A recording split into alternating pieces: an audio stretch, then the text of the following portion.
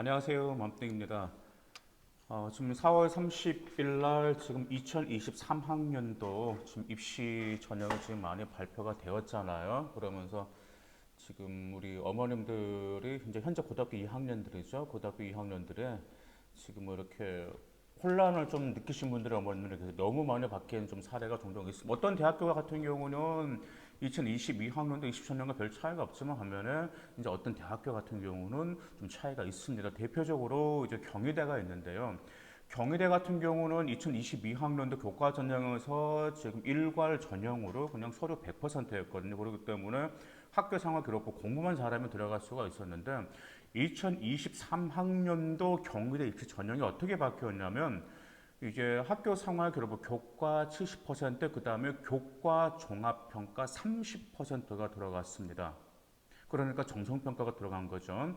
건국대도 예외가 아닙니다. 건국대 역시 2022학년도는 학생부 교과 100% 선발이었는데 2023학년도에는 교과 70%, 서류평가 30%가 들어갑니다. 다만 건국대가 뭐 2023학년도에 수능 최저를 폐지했지만 여기서 서류평가 30%가 상당한 복병이다라는 점입니다. 그래서 이제 어머님들 같은 경우, 그다음 우리 고등학교 2학년도, 그러면 교과 전형인데 이게 학종과 뭔 차이가 있나라고 하면서 좀 반발이 있으신 분들이 계세요. 교과하면 말 그대로 공부만 잘해서 내신만 좋은 학생만 뽑아가면 되는 건데 거기서 종합평가가 들어간다는 점이면 그건 학종이냐? 교과 전형이냐라고 좀 혼란을 겪으신 분들 굉장히 좀 많이 있으실 거예요.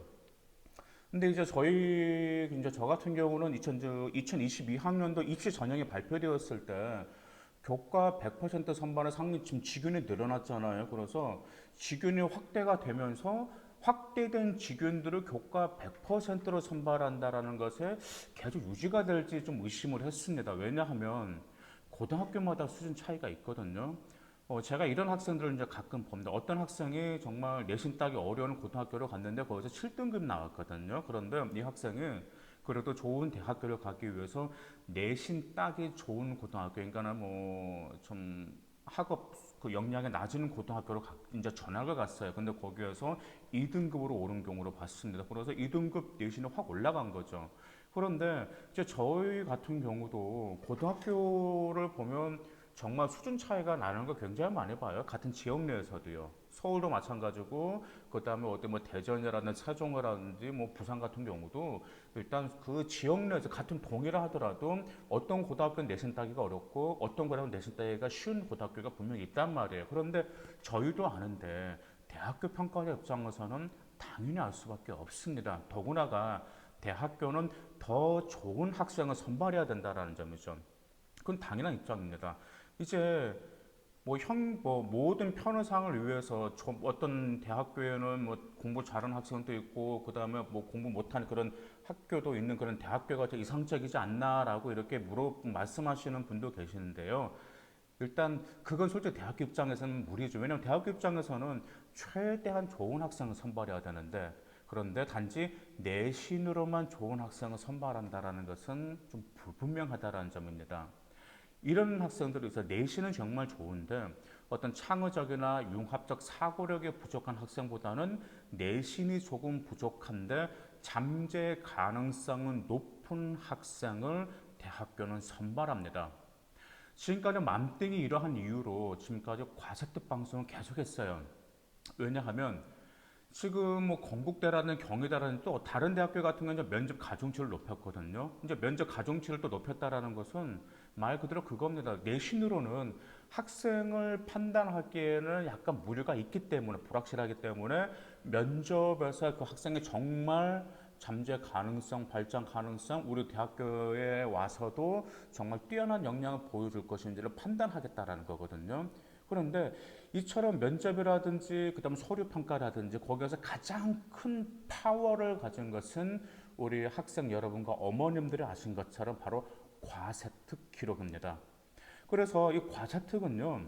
학종의 4대의 역량을 충분히 보여주고도 남는 게 바로 과세특입니다. 물론 창제 활동은 자율 활동, 뭐 동아리 활동, 진로 활동에서도 보여줄 수는 있지만 과세특이 더 파워가 크다라는 점이에요.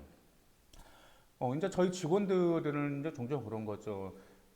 이제 저희도 학창 시절에 숙제하면 굉장히 뭐 스트레스 받고 지루하고 짜증냈잖아요. 심지어 숙제란 단어만 들어도 아우 하면서 뭐 듣기 싫어했단 말이에요. 근데 요즘 고등학생들도요, 수행평가자 숫자란 말만 들어도 벌써 인상 붙었습니다. 그래서 대표님, 그 수행평가 과제특 방송은 아이들이 정말 싫어할 건데 왜 그 지루한 방송을 계속 하십니까? 이제 종종 이렇게 물어보는 직원도 있으시고, 그 다음에 이렇게 말하는 학생들도 있어. 어떤 학생은 대놓고 이렇게 말해요. 선생님, 수행평가는 학생들 제일 싫어하는 건데 왜 그 싫어하는 방송을 하나? 좀 아이들 좋아하는 방송 하라라고 이렇게 이야기하는 학생도 있었거든요. 그런데 제가 전에 말씀드린 게 있었죠. 디테일이 생명이다라는 점이에요. 그래서 과세특에서 디테일하게 자신의 역량을 어필할 때 성공적인 입시가 가능하다는 점이에요. 그래서 지루해도 그래도 좀 짜증난다 하더라도 그래서 과세특 방송을 계속해서 저희가 고집한 이유 중에 하나입니다. 왜요? 여러분의 생활 기록부 퀄리티를 확 올려줄 목적이기 때문에 그렇죠. 1등급과 한번 또 이 정도 생각해 보실 필요가 있습니다. 1등급과 2등급 한두 문제를 더 맞는지에 따라 달라집니다. 몇 문제 더 맞으면 1등급이 되는 거고 실수로 몇 문제 틀리면 2등급이 되는 거거든요. 등급으로 보면 1등급과 2등급이 크게 보이지만 반면 대학교 평가자 입장에서는 1등급과 2등급이 크게 보일까요? 학생 수가 더 적은 고등학교들도 있잖아요. 근데 과연 대학교 평가자 입장에서는 그 등급의 큰 차이를 못 느낄 거란 말이에요. 그래서 그런 학생들을 등급으로 선발한다는 것은 대학교 입장에서도 이 아이의 역량을 보기가 좀 애매모호하다는 점이 있습니다. 저희 맘띵에서는 다시 한번 이제 구독자분께 다시 한번 간곡히 정말 부탁드립니다. 제발 저희가 과세특 방송을 지금 여러 편 올렸잖아요. 과세특 방송에서 여러분의 진로와 연계되었다면 꼭 메모를 해서 그것을 과세특으로 꼭 살리시길 바라겠습니다. 생활 기록부 퀄리티가 달라진다는 점 꼭 좀 기억해 두세요. 이제 지금 이제 독서 방송이 이제 끝났잖아. 그다음에 이제 미적분 방송이 이제 업로드가 되고, 그다음에 이제 기하에 관련된 과제들이 이제 업로드가 되고, 그다음에 이제 인문 사회 경험 정치와 법이라든지 이제 그런 거에 관해서 사회 문화에 관해서도 이제 업로드 할 건데요. 이제 과세특 방송이 끝나면 저희 맘띵에서는 사회적 이슈와 관련된 과세특 방송을 진행할 예정입니다. 그 이유가 무엇이냐면 어머님들 아시다시피 고등학교에서 수행평가 중에 시사와 관련된 수행평가 굉장히 많아. 그래서 자기 진로와 관련된 시사 이슈를 조사하고 자기 진로와 어떻게 연결시킬 것인지를 작성하는 보고서 수행평가가 모든 고등학교가 수행하고 있습니다. 아이들 입장에서 보면 굉장히 어려운 수행평가 중에 하나죠. 그래서 맘띵은 항상 시사 이슈들을 아이들 진로와 연계될 만한 자료를 지금까지 꾸준히 축적하고 있습니다. 그래서 2023학년도에서도 저희가 맘땡이 미리 준비해서 정말 지루한 방송이지만 여러분의 생활기록부 과세특 퀄리티를 확 올려줄 만한 방송으로서 좋은 결과를 만들어내겠습니다. 감사합니다.